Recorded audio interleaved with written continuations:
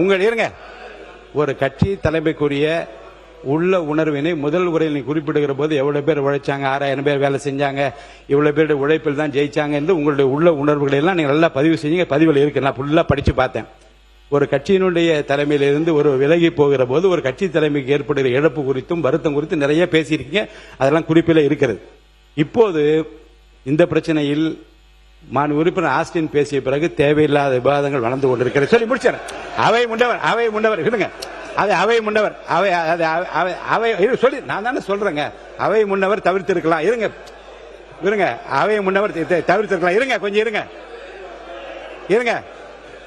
வழக்கு மன்றத்தில் இருக்கிற எந்த பிரச்சனை குறித்தும் மேற்கொண்டு அதிலே விவாதங்களை வளர்த்துக் கொள்ளாமல் இந்த பிரச்சனை இத்துடன் நான் முடித்து விடுகின்றேன். மாண்பு உறுப்பினர் ஆசிரியர் அவர்கள் உட்காருங்க. நீங்க சப்ஜெக்டுக்கு வாங்க. மாண்பு உறுப்பினர் ஆசிரியர். மாண்புமிகு பேரவைத் தலைவர் அவர்களே, எங்களுடைய தலைவர் அவர்கள் சொல்லிவிட்டார்கள், மேற்கொண்டு வேண்டாம், நீங்க இதுல மானிய கோரிக்கையில போயிடுங்கன்னு சொல்லிட்டாங்க. ஏன்னா மக்கள் கருத்து இன்னும் நிறைய இருக்குது.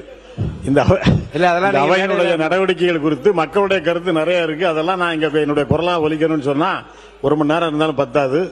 இருந்தாலும் எங்களுடைய தலைவருடைய கட்டளை ஏற்று மானிய கோரிக்கைகளை நான் என்னுடைய கருத்துக்களை எடுத்து வைக்கின்றேன். மாண்புமிகு பேரவைத் தலைவர் அவர்களே, தொழில்துறை வளர்ச்சி தான் ஒரு நாட்டினுடைய பொருளாதார வளர்ச்சிக்கு வலுவான ஒரு அடித்தளத்தை அமைத்துக் கொடுக்கின்றது.